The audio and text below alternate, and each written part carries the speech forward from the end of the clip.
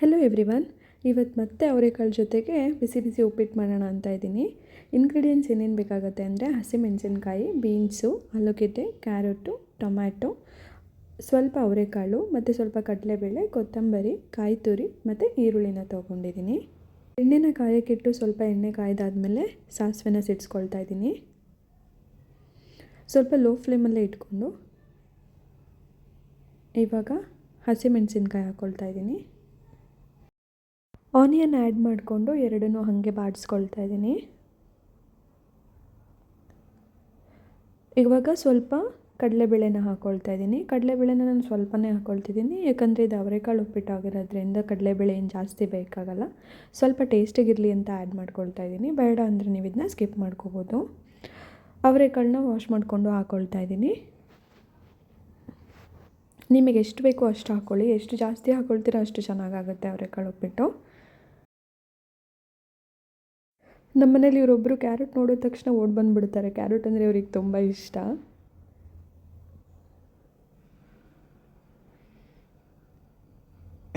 ಈಗ ಕಟ್ ಮಾಡ್ಕೊಂಡಿರೋ ತರಕಾರಿನೆಲ್ಲ ಆ್ಯಡ್ ಮಾಡ್ಕೊಳ್ತಾ ಇದ್ದೀನಿ. ಕ್ಯಾರೆಟು, ಬೀನ್ಸು, ಆಲೂಗಡ್ಡೆ ಎಲ್ಲ ಹಾಕ್ಕೊಳ್ತಾ ಇದ್ದೀನಿ. ಇದೇನು ಬೇಡ ಅಂತಂದರೆ ನೀವು ಸ್ಕಿಪ್ ಮಾಡ್ಕೋಬೋದು. ಓನ್ಲಿ ಟೊಮ್ಯಾಟೊ ಮತ್ತು ಅವರೆಕಾಳು ಹಾಕ್ಕೊಂಡು ಸಹ ಮಾಡ್ಕೋಬೋದು. ಇದನ್ನೇ ನೀವು ಜಾಸ್ತಿ ಅವರೆಕಾಳು ಹಾಕ್ಕೊಂಡು ಮಾಡಿಕೊಂಡ್ರೆ ಇನ್ನೂ ಚೆನ್ನಾಗಿರುತ್ತೆ. ಈ ತರಕಾರಿನೆಲ್ಲ ಸ್ಕಿಪ್ ಮಾಡಿಕೊಂಡು ನಾನು ಎಲ್ಲ ತರಕಾರಿನೂ ಆ್ಯಡ್ ಮಾಡಿಕೊಂಡು ಮಾಡ್ಕೊಳ್ತಾ ಇದ್ದೀನಿ. ತಿನ್ಕೊಂಡು ಮತ್ತೆ ಬಂದರು. ವೆಜಿಟೇಬಲ್ಸ್ ಎಲ್ಲ ಫ್ರೈ ಮಾಡ್ಕೊಂಡಾದ್ಮೇಲೆ ಇವಾಗ ಟೊಮ್ಯಾಟೊನ ಆ್ಯಡ್ ಮಾಡ್ತಾ ಇದ್ದೀನಿ. ನೀವು ಬೇಕಂದರೆ ಇವಾಗೇ ಸ್ವಲ್ಪ ಸಾಲ್ಟ್ ಆ್ಯಡ್ ಮಾಡ್ಕೋಬೋದು. ತರಕಾರಿ ಎಲ್ಲ ಸ್ವಲ್ಪ ಬೇಗ ಬೇಯುತ್ತೆ. ನಾನು ಲೇಟಾಗಿ ಹಾಕ್ಕೊಳ್ತೀನಿ ವಾಟರೆಲ್ಲ ಆ್ಯಡ್ ಮಾಡಿಕೊಂಡು.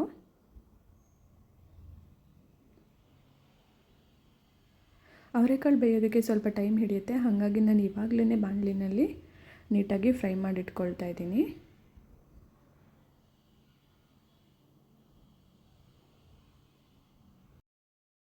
ನೀಟಾಗಿ ಮತ್ತೆ ಅವರೆಕಾಳೆಲ್ಲ ಬಾಡಿಸ್ಕೊಂಡು ಇದಕ್ಕೆ ನಾನಿವಾಗ ವಾಟರ್ನ ಆ್ಯಡ್ ಮಾಡ್ಕೊಳ್ತಾ ಇದ್ದೀನಿ. 2 to 3 ಗ್ಲಾಸಸ್ ವಾಟರ್ ಆ್ಯಡ್ ಮಾಡ್ಕೋಬೇಕು.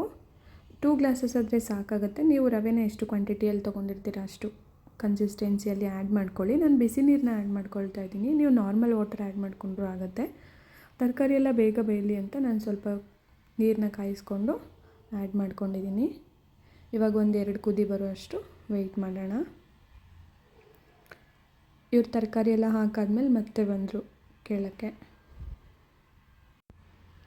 ಇವಾಗ ಸ್ವಲ್ಪ ಸಾಲ್ಟ್ ಆ್ಯಡ್ ಮಾಡಿಕೊಂಡು ಇನ್ನೊಂದು ಸ್ವಲ್ಪ ಕುದಿಯೋಕೆ ಇಡ್ತಾಯಿದ್ದೀನಿ.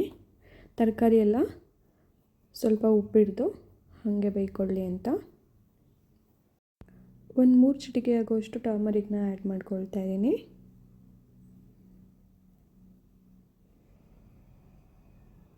ಇವಾಗ ಕೊತ್ತಂಬರಿನ ಆ್ಯಡ್ ಮಾಡ್ಕೊಳ್ತಾ ಇದ್ದೀನಿ. ನಾನು ಕೊತ್ತಂಬರಿನ ದೊಡ್ಡಗೆ ಕಟ್ ಮಾಡ್ಕೊಳ್ತಾ ಇದ್ದೀನಿ. ಉಪ್ಪಿಟ್ಟಿಗೆ ಹಿಂಗಿದ್ರೇ ಚೆನ್ನಾಗಿರುತ್ತೆ.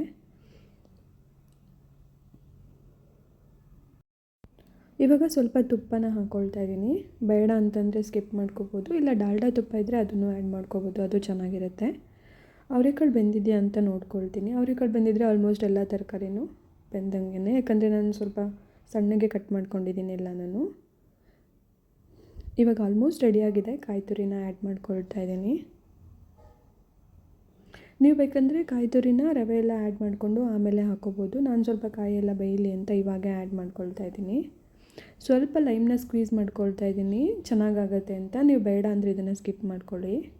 ಆಲ್ಮೋಸ್ಟ್ 2 ಕುದಿ ಬಂದಾದಮೇಲೆ ಹುರಿದಿಟ್ಕೊಂಡಿರೋ ರವೆನ ಆ್ಯಡ್ ಮಾಡ್ಕೊಳ್ತಾ ಇದ್ದೀನಿ.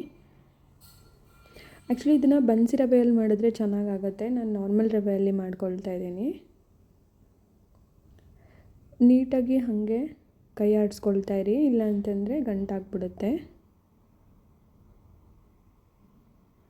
ಆಲ್ಮೋಸ್ಟ್ ಉಪ್ಪಿಟ್ಟು ರೆಡಿ ಆಗಿದೆ. ಸ್ವಲ್ಪ ರವೆನ ಕಡಿಮೆನೇ ಹಾಕ್ಕೊಳ್ಳಿ, ವಾಟರ್ ಕನ್ಸಿಸ್ಟೆನ್ಸಿ ಇದ್ದಂಗೆ. ಇಲ್ಲ ಅಂತಂದರೆ ಸ್ವಲ್ಪ ಗಟ್ಟಿಗಾದರೆ ಚೆನ್ನಾಗಾಗಲ್ಲ. ಉಡಿಯಾಗಿ ಚೆನ್ನಾಗಿ ಬರ್ತಾಯಿದೆ ಉಪ್ಪಿಟ್ಟು. ಆಲ್ಮೋಸ್ಟ್ ರೆಡಿಯಾಗಿದೆ. ಉಪ್ಪಿಟ್ಟು ರೆಡಿಯಾಗಿದೆ. ಅದಕ್ಕೆ ಸ್ವಲ್ಪ ಚಟ್ನಿ ಪುಡಿ, ಮೊಸರು ಹಾಕ್ಕೊಂಡು ತಿಂದರೆ ಸಖತ್ತಾಗಿರುತ್ತೆ. ಚಟ್ನಿ ಪುಡಿ ಹೇಗೆ ಮಾಡೋದು ಅಂತ ನಾನು ಬೇಕಂದರೆ ನೆಕ್ಸ್ಟ್ ಇನ್ನೊಂದು ಸಲ ಯಾವಾಗಾದರೂ ಮಾಡಿ ತೋರಿಸ್ತೀನಿ. ನೀವು ಬೇಡ ಅಂದರೆ ಉಪ್ಪಿಟ್ಟಿಗೆ ಹಾಗೆ ನಾರ್ಮಲ್ ಚಟ್ನಿ ಮಾಡಿಕೊಂಡು ಸಹ ತಿನ್ಬೋದು, ಚೆನ್ನಾಗಾಗುತ್ತೆ. ಸೊ ಇವಾಗ ಬಿಸಿ ಬಿಸಿ ಉಪ್ಪಿಟ್ಟು ರೆಡಿಯಾಗಿದೆ. ನೀವು ಸಹ ನಿಮ್ಮ ಮನೆಯಲ್ಲಿ ಮಾಡಿಕೊಂಡು ಎಂಜಾಯ್ ಮಾಡಿ. Thank you.